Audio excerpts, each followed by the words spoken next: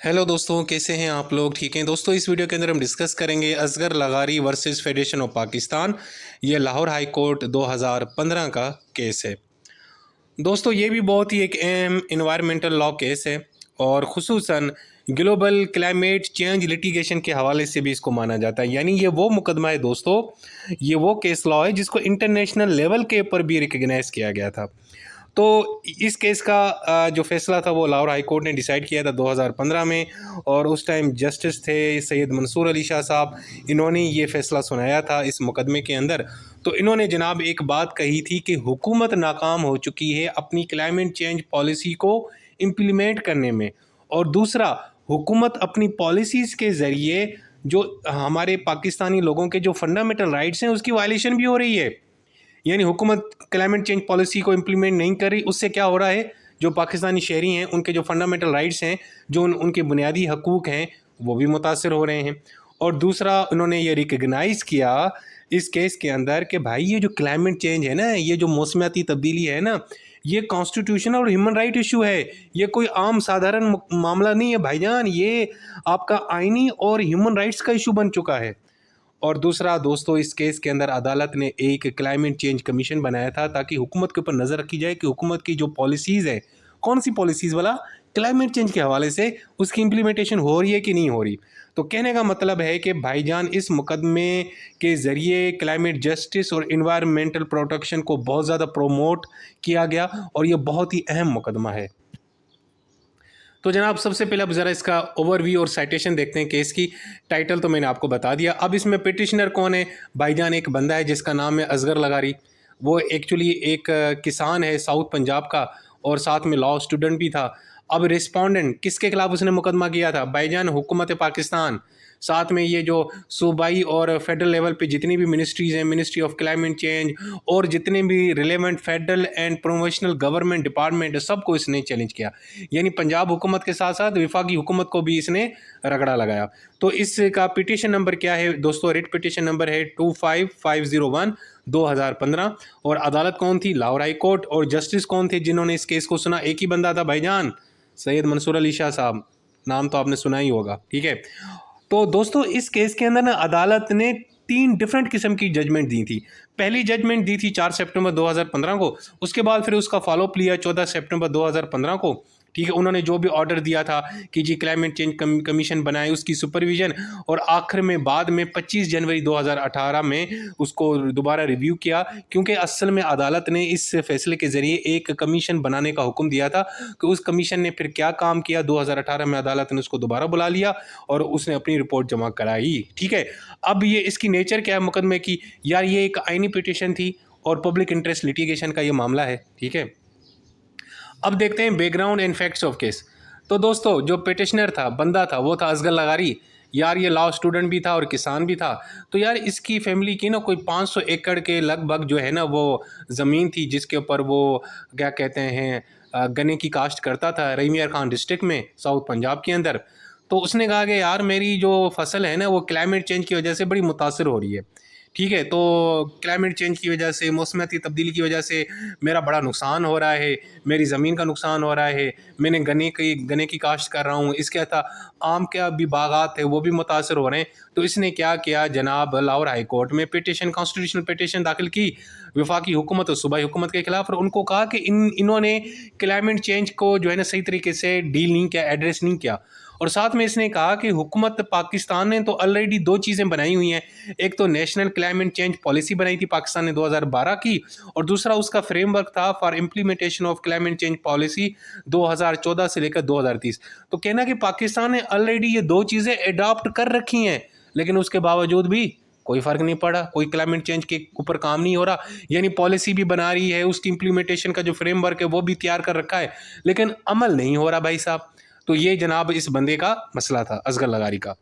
इसने मज़ीद ये कहा कि सर जी क्लाइमेट चेंज ऑलरेडी इतना उसने मेरी यानी कि तबाही मचा चुका है पाकिस्तान में, खुसूसन पाकिस्तान वाटर स्कैर्सिटी हो गई है, पानी की शॉर्टेज हो चुकी है, इरेगुलर रेनफॉल पैटर्न हैं, यानी जो वैसे आमतौर पे जिस हिसाब से बरसातें होती हैं उस तरह नहीं हो रही, ड्राउट्स हैं, खुश्क साली है, फ्लड्स हैं, सैलाब आ रहे हैं, और हमारी जो एग्रीकल्चर की जो प्रोडक्शन है वो कम हो चुकी है, और फूड सिक्योरिटी का बड़ा नुकसान हो रहा है यार। खाने पीने की चीज़ें जो है ना, वो जो वेजिटेबल्स हैं ये वगैरह, गंदम चावल, इनकी किल्लत हो रही है भाई, शॉर्टेज हो रही है। और दूसरा उसने ये कहा कि भाई हम तो हैं किसान लोग, हम तो हैं बेचारे मजदूर लोग, ठीक है ना। हम जो किसान जो है ना वो आम तौर पे जो है ना उसको पता होता है, वैसे प्रेडिक्ट क्लाइमेट कंडीशन के ऊपर बिलीव करता है, उसको पता होता है कि यार इन मौसम में बारिश होती है, इस मौसम में बारिश नहीं होती, उस हिसाब से वो अपनी फसल को उगाता है। लेकिन जब से क्लाइमेट चेंज का मसला आ गया, इसमें तो अब पता ही नहीं चल रहा, कब बरसात, कभी आंधी, कभी तूफान, कभी इतनी गर्मी, कभी बिल्कुल सर्दी, कभी क्या, बंदा पागल हो गया है भाई। तो भाई क्लाइमेट चेंज के ऊपर हुकूमत को काम करना चाहिए। उसकी वजह से हम जितने भी काश्तकार हैं, किसान हैं पाकिस्तान के और खुसूसन साउथ पंजाब के, वो मुतासर हो रहे हैं। तो भाईजान ये था बैकग्राउंड। तो अब अदालत के सामने इशू क्या था? पहला इशू ये था, did the government violate fundamental rights? क्या हुकूमत अपनी क्लाइमेट चेंज पॉलिसी 2014 और उसकी जो इम्प्लीमेंटेशन है 2014 से लेकर 2030, क्या उसके ऊपर अमल ना करके लोगों के बुनियादी हकूक मुतासर करिए? अब बुनियादी हकूक मतलब कैसे मुतासर हो रहे हैं ये हम आगे देखेंगे। दूसरा, is climate change a constitutional issue? क्या क्लाइमेट चेंज एक आईनी मामला है कि नहीं है? क्या ये आर्टिकल 9 राइट टू लाइफ की कैटेगरी में फॉल करता है कि नहीं करता? क्या ये article 14 right to human dignity में फॉल करता है कि नहीं करता?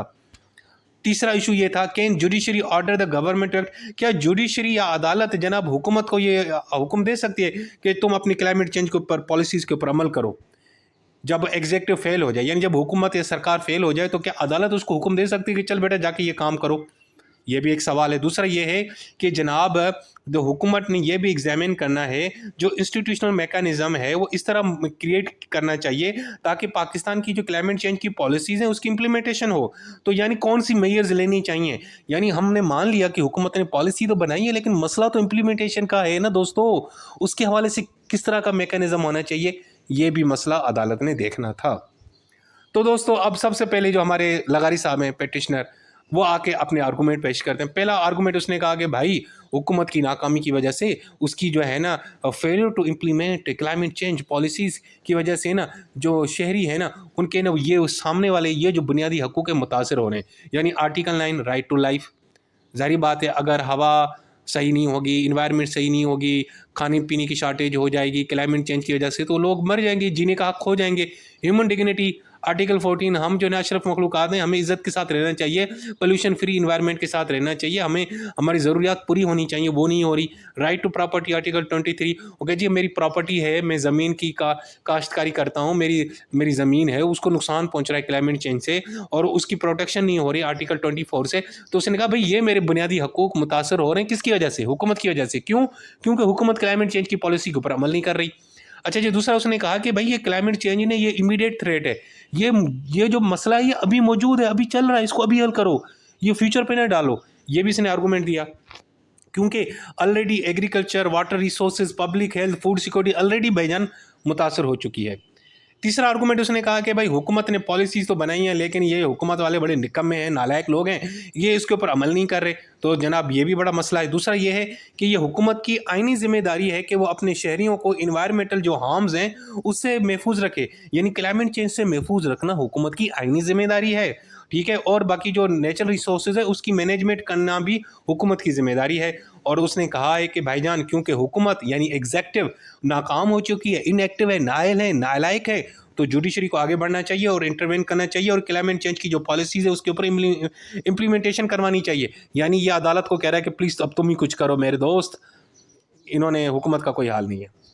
खैर अब आगे से जो हुकूमत के डिपार्टमेंट हैं, फेडरल और सूबाई गवर्नमेंट्स, वो क्या कहते हैं, वो उनके क्या आर्गूमेंट्स हैं? वो तो कहते हैं कि भाई हमने ऑलरेडी क्लाइमेट चेंज की पॉलिसी बनाई है, उसका इम्प्लीमेंटेशन फ्रेमवर्क भी बनाया है, इम्प्लीमेंटेशन जारी है, थोड़ी सुस्त रवि से जारी है, लेकिन हम आहिस्ता आहिस्ता अमल कर रहे हैं। और दूसरा ये जो क्लाइमेट का मामला है ना, क्लाइमेट गवर्नेंस वगैरह, इस क्लाइमेट चेंज की पॉलिसी के ऊपर अमल करना है, किस तरह करना है, ये भाई हमारा एग्जेक्टिव का काम है, ये एग्जेक्टिव ब्रांच का काम है, ये जुडिशरी की का क्या काम, ये जजेस का क्या काम है इसमें?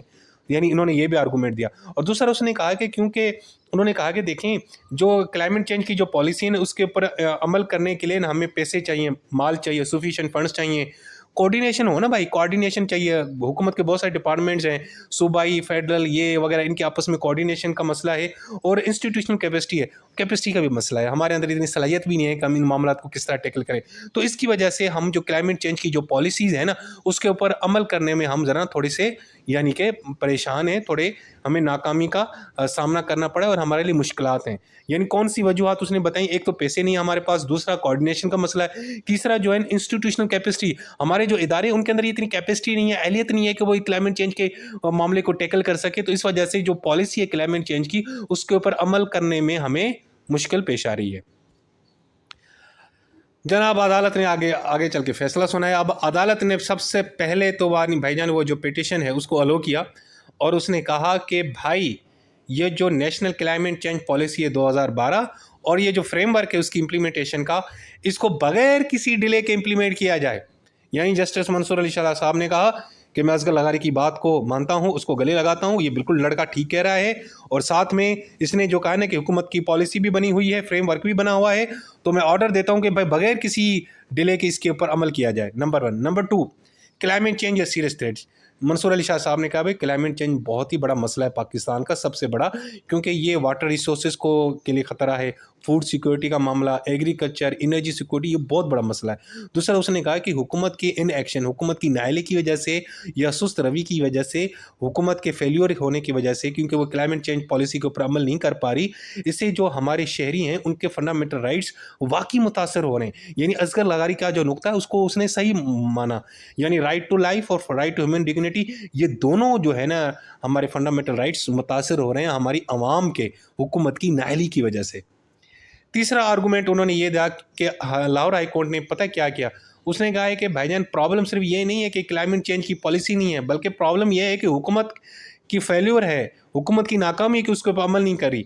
तो इस मामले को देखने के लिए पता है अदालत ने क्या एक नया बड़ी इंटरेस्टिंग चीज़ उसने रेमेडी दी, वो है कंटिन्यूइंग मैंडेमस। इसका मतलब है कि अदालत ने कहा है कि जनाब हम क्या करेंगे कि जब तक हुकूमत हमारे इस ऑर्डर के ऊपर अमल नहीं कर रही हम उसके ऊपर नज़र रखेंगे। यानी कंटिन्यूइंग मैंडेमस, हमने यानी इसके ऊपर कंटिन्यूस मॉनिटर करना है कि भाई ये काम कर रही है कि नहीं कर रही हुकूमत, इस पॉलिसी यानी हमारे जो फैसले के ऊपर अमल कर रही नहीं कर रही। ये बड़ा इंटरेस्टिंग चीज़ है। यानी जुडिशल ओवरसाइट और climate governance and policy implementation, यानी हुकूमत पॉलिसी जो क्लाइमेट चेंज की पॉलिसी है उसके ऊपर अमल कर रही है नहीं कर रही, ये हम नज़र रखते रहेंगे। ये अदालत ने फैसला दिया। और साथ में अदालत ने 4 सितंबर को जो ये फैसला दिया था अपना पहला फैसला, उसमें जनाब उसने ऑर्डर दिया कि एक क्लाइमेट चेंज कमीशन बनाया जाए जो मॉनिटर करेगा कि हुकूमत नेशनल क्लाइमेट चेंज पॉलिसी के ऊपर अमल कर रही है कि नहीं कर रही, और जो फ्रेमवर्क है इंप्लीमेंटेशन का उसके ऊपर काम हो रहा है कि नहीं हो रहा। और साथ में इस क्लाइमेट चेंज कमीशन ने हुकूमत को फैसिलिटेट भी करना है, उसका साथ भी देना है, उसकी मदद भी करनी है। अब ये जो कमीशन है इसमें क्या होगा, इसमें सारे जनाब फेडरल और प्रोमोशन और सूबाई गवर्नमेंट के सेक्रेटरीज होंगे, ब्यूरोक्रेट होंगे, और इन्वायरमेंटल एक्सपर्ट्स होंगे, साइंटिस्ट होंगे, सिविल सोसाइटी के लोग होंगे, लीगल एकेडमिक होंगे, प्रोफेशनल्स होंगे, लोग होंगे, टीचर्स होंगे, मेरे जैसे बंदे होंगे, ठीक है ना। और इस कमीशन का सिर्फ काम ये है कि गवर्नमेंट के डिपार्टमेंट्स में कोऑर्डिनेट भी करेगी और क्लाइमेट चेंज के हवाले से जितनी भी पॉलिसीज़ हैं उसके ऊपर अमल करवाएगी, ठीक है। तो कहने का मतलब है कि अदालत ने अपनी एक सुपरविजरी जुरिस्डिक्शन रिटेन की, यानी सुपरवाइज करना शुरू किया कमीशन के ऊपर कि कमीशन किस तरह काम कर रही है, और पीरियड, और साथ में उसको कहा कि आपने वक्त के टाइम बाय टाइम अपनी रिपोर्ट भी पेश करनी है कि हुकूमत डिपार्टमेंट कहाँ तक काम करें। ये बड़ा इंटरेस्टिंग है कि अदालत जो है ना वो हुकूमत से काम करवा रही है और उसके लिए उसने कमीशन बनाया और कमीशन को कहा कि तुम लोग इन पर नज़र रखो कि ये क्लाइमेट चेंज की पॉलिसी के ऊपर अमल कर रहे हैं कि नहीं कर रहे। अच्छा जी, दूसरा इसके अलावा अदालत ने यह भी हुक्म दिया कि जितने भी सूबाई डिपार्टमेंट्स हैं, जैसे एग्रीकल्चर का डिपार्टमेंट है, इरीगेशन, फॉरेस्ट्री, डिजास्टर मैनेजमेंट, इनको कहा कि भाई climate change focal person appoint करो और उनको बताओ कि ये क्या इशू है और इमीडिएट एक्शन लो कि आप लोगों ने अभी तक क्या एक्शन लिया है क्लाइमेट के हवाले से। क्लाइमेट का इतना बड़ा मसला है, उसका जो चैलेंज है उसको टैकल करने के लिए आपने अभी तक क्या इकदाम उठाए हैं। तो जनाब जस्टिस मंसूर साहब ने यह भी हुक्म दिया। साथ में उन्होंने ये किया कि क्लाइमेट चेंज कमीशन जो है ना अब वो मॉनिटरिंग करेगा हुकूमत की कि हुकूमत कंप्लाइंस कर रही है कि नहीं कर रही, इम्प्लीमेंटेशन कहाँ तक पहुँची। तो हुकूमत ने फिर आगे चल के क्या हो गया, 2018 में दोबारा उस कमीशन ने अपनी एक रिपोर्ट जमा कराई, उसमें उसने बताया कि जी 66% जो है ना वो काम हो चुका है, क्लाइमेट चेंज की पॉलिसी के ऊपर अमल हो रहा है, इनिशिएट हो चुका है, यानी कि चल रहा है। 2015 से लेकर जनवरी 2017 के बीच की ये इन्होंने रिपोर्ट जमा कराई। तो उसके यानी कि इसमें पता चलेगा कि अदालत की इंटरवेंशन की वजह से उस कमीशन ने काम करना शुरू किया और जो हुकूमत की क्लाइमेट चेंज की पॉलिसी है उसके ऊपर अमल होना शुरू हो गया। ठीक है, तो उसके बाद फिर अदालत मुतमईन हो गई क्लाइमेट चेंज कमीशन से, और उसने वो क्लाइमेट चेंज कमीशन जो बनाया था उसके काम से मुतमईन होकर उसको डिज़ोल्व किया, उसको तहलील कर दिया। और साथ में इस मामले को मज़ीद आगे चलने के लिए उसने हुक्म दिया कि आप एक स्टैंडिंग कमेटी बनाएं क्लाइमेट चेंज की, और वो कमेटी जो होगी ना वो जुडिशरी और एग्जीक्यूटिव के बीच में एक जो है ना उसको लिंक करेगी कि जितनी भी क्लाइमेट चेंज की पॉलिसीज़ हैं उसके ऊपर अमल किस तरह हो रहा है। तो उसमें जुडिशरी और एग्जीक्यूटिव के बीच में ये स्टैंडिंग कमेटी जो होगी क्लाइमेट चेंज की, ये आपस में इनको लिंक करेगी, इनको बताएगी, इनको रिपोर्ट देगी कि भाई कहाँ तक काम हो रहा है। यानी वो जो कमीशन बनाया था अदालत ने वो डिज़ोल्व कर दिया, अब एक स्टैंडिंग कमेटी बन चुकी है क्लाइमेट चेंज की, और इसमें जो हमारे जो है ना वो member of national assembly, senate वगैरह के लोग होते हैं, और ये इस क्लाइमेट चेंज की पॉलिसी के ऊपर काम कर रहे होते हैं कि अब तक क्या काम हो रहा है। तो दोस्तों ये था केस। अब हम देखेंगे भाई ये मुकदमा इतना ग्लोबली क्यों मशहूर है। भाई सबसे पहली बात तो है कि पहली मरतबा हुकूमत की, क्योंकि हुकूमत जो है ना वो पॉलिसी तो बना लेती है लेकिन प्रैक्टिस में नहीं लेके आती, जिसकी वजह से फंडामेंटल राइट्स की वायलेशन होती है। तो अदालत ने एक इनोवेटिव और कोऑपरेटिव अप्रोच अपनाई और एक स्पेशलाइज्ड कमीशन बनाया टू असिस्ट गवर्नमेंट एजेंसी। तो हुकूमत को मदद करने के लिए अदालत ने कमीशन बनाया, यानी अदालत ने सिर्फ उसको क्रिटिसाइज़ नहीं किया, हुकूमत की तड़ी नहीं लगाई, उसको पेनलाइज नहीं किया, उसके ऊपर फाइन नहीं लगाया, उसको मुर्गा नहीं बनाया, बल्कि उसके साथ तावन किया। उसको कहते हैं कमीशन बनाते हैं आपके साथ मिलके इस क्लाइमेट चेंज का जो पॉलिसीज़ है उसके ऊपर अमल करवाते हैं। तो इस वजह से यार ये बड़ी अहम चीज़ थी और बड़ी लोगों ने कहा यार ये बड़ा इंटरेस्टिंग है।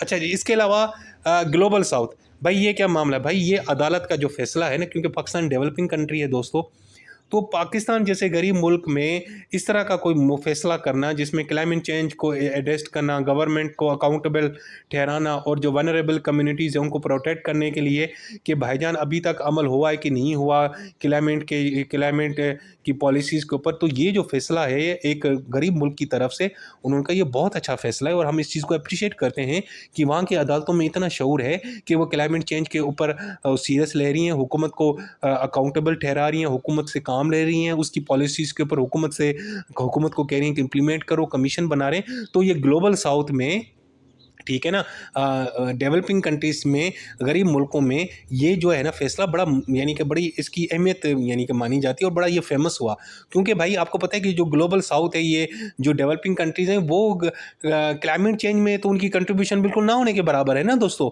तो उसके बावजूद ये इनका इतना बड़ा फैसला बड़ा मशहूर हुआ। तो दोस्तों ये जो केस है ना, इसने क्लाइमेट चेंज की पॉलिसी को कॉन्स्टिट्यूशनल और ह्यूमन राइट इशू बना लिया इस केस ने, यानी कि इस अदालत के इस फैसले की वजह से हुकूमत की भी क्लास ली गई। हुकूमत को कहा गया कि भाई क्लाइमेट चेंज की पॉलिसी पे किस तरह अमल करना है, कमीशन बनाया गया, और ये जो क्लाइमेट चेंज का मामला है इसको आईनी और ह्यूमन राइट इशू डिक्लेयर किया गया इस फैसले की वजह से। तो इस केस की वजह से आगे भी बहुत सारी बेहतरी हुई और नए कवानीन बनाना शुरू हुए, हुकूमत ने मामले को मज़ीद संजीदा लिया। सो दोस्तों ये था हमारा केस, बहुत ही मशहूर केस है असगर लगारी वर्सेस फेडरेशन ऑफ पाकिस्तान, इसको लाजमी तैयार कीजिएगा। अच्छा जी, इस केस में जो जज हैं वो हमारे हैं जस्टिस मंसूर अली शाह, जो आगे चल के आपको पता है सुप्रीम कोर्ट के भी जज बने और अभी कुछ अर्सा पहले ही रिटायर हुए हैं, और 2016 में वो लाहौर हाई कोर्ट के भी चीफ जस्टिस बने थे, और ये मुकदमा है 2015 का। तो जब ये केस उनके सामने आया था तब वो चीफ जस्टिस नहीं थे लाहौर हाई कोर्ट के, सिंपल जज थे। ठीक है जी, अपना बहुत सारा ख्याल रखें, टेक केयर, अल्लाह हाफिज़।